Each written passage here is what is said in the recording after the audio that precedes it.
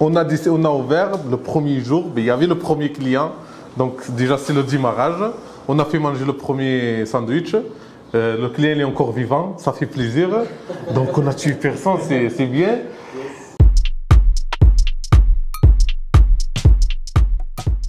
Je m'appelle Saïd Zaghari, donc chef d'entreprise depuis 2015. On est arrivé en France en 2010, donc c'est là où ça a commencé le parcours avec la mission locale. Et après, j'ai travaillé à plusieurs restaurants. Et voilà, depuis 2015, on travaille. Et là, on a 2 points de vente aujourd'hui sur Foix. Je ne suis pas encore adapté. J'essaie encore d'adaptation. Donc, non, voilà, on est arrivé. De toute façon, il n'y avait pas le choix. Il y avait la crise économique en Espagne, tout le monde le sait, en 2008-2009. Donc, on a essayé de changer d'air en Espagne. Donc, on est venu ici. On est tombé directement en mariage. Mais pratiquement, moi, pour rendre hommage à la mission locale, c'est la chose qui m'a ouvert un peu les portes, à m'aider à m'adapter. Et si je rends encore hommage à une personne, c'est à Francis Belvez, à la mission locale, qui nous a donné un gros coup de main à titre professionnel à la mission locale. Et ça a été aussi à titre personnel, à notre famille, il est presque devenu le parrain de la famille, quoi.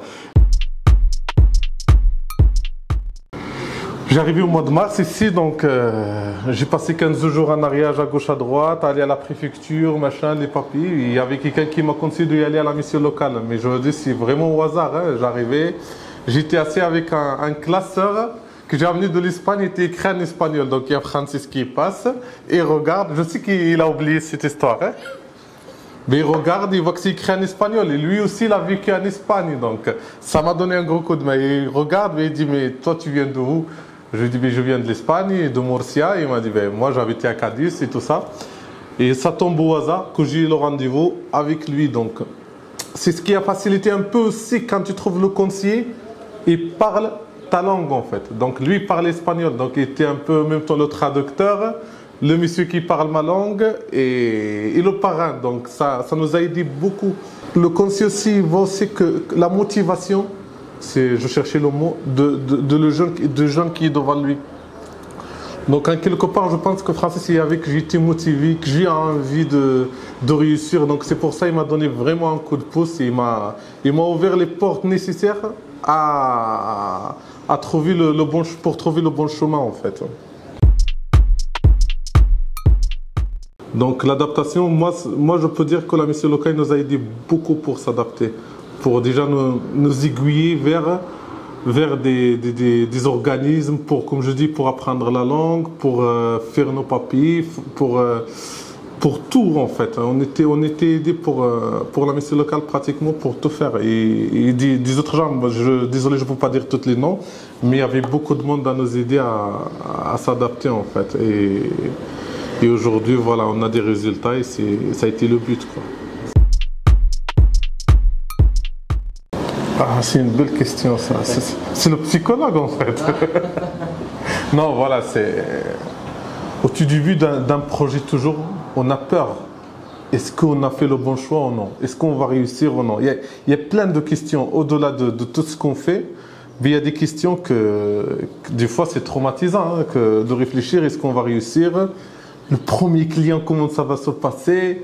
Est-ce qu'il y aura un premier client déjà? Il y a des questions des fois qui sont bizarres. C'est normal, les gens ils vont rentrer, mais tu demandes est-ce que des gens ils vont avoir confiance dans ce que je vais faire? Est-ce qu'ils vont aimer?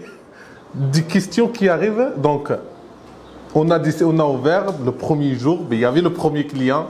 Donc déjà c'est le démarrage. On a fait manger le premier sandwich. Le client est encore vivant, ça fait plaisir. Donc on a tué personne, c'est bien. Et donc, ça a été, nous, de notre côté à l'ouverture, on a essayé de tout mettre à notre côté en fait. C'est la com, c'est la pub et c'est la qualité de ce qu'on va donner. Aujourd'hui, on a un jeune apprenti avec nous dans ce point de vente.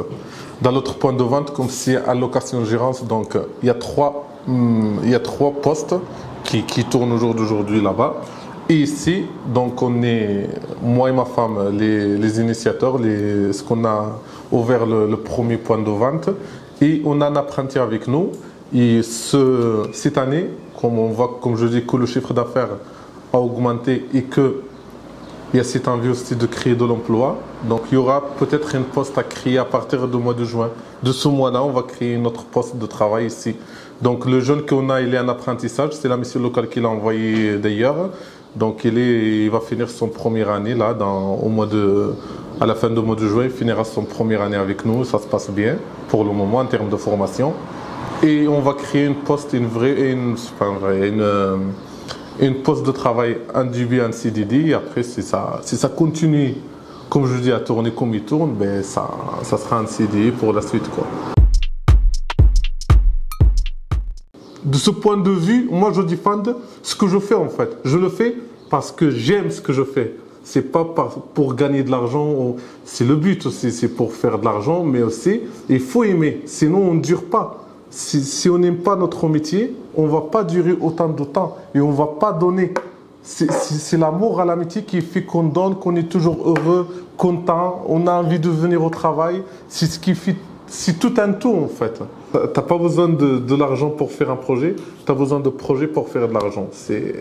Moi, l'idée qui vient à ma tête aujourd'hui, après 6 ans de travail, je réfléchis que c'est pas l'argent qu'il faut pour faire des projets.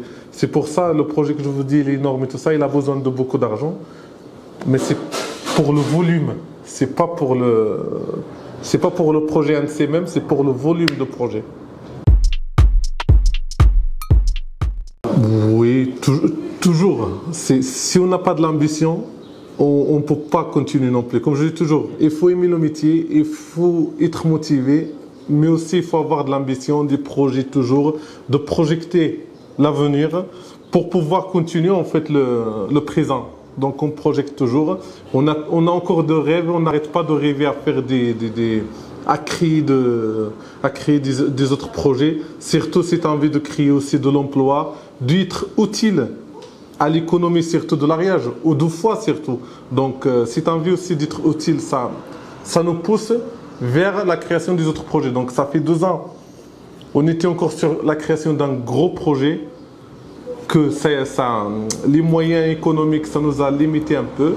Mais pour la suite, ce rêve, un jour il verra la lumière en Ariège, à Foix surtout. Donc le but, comme je dis toujours, je reste sur Foix parce que j'ai un attachement quand même. On va dire que je suis attaché par rapport, si vous me parlez Pamiers ou Tarascon, il y a beaucoup de monde qui nous demande pourquoi on n'ouvre pas notre fast-food à Tarascon ou à Pamiers. J'ai un attachement à ce village parce que, comme je dis, Francis, il y avait beaucoup d'autres personnes en fait qu'on m'a aidé là. J'ai des bons souvenirs en fait avec ces gens. Et grandir, ça me rend fier. Et j'ai envie qu'ils seront fiers de moi. Je pense qu'eux ils seront fiers que voilà, ce jeune, il est arrivé, il a habité dans un foyer au premier jour quand on était là, au foyer Soleil qui n'existe plus. Et donc j'arrivais avec ma famille, on était dans un studio de presque 15 mètres carrés. Et que je continue, ils ont été là, ils ont été présents, ils ont vu cette vie en fait, ils ont vu de près qu'on était vraiment en galère. Donc, en rendant hommage à ce gens, j'ai envie d'être grand pour qu'ils voient qu'ils ont fait confiance aux bonnes personnes en fait.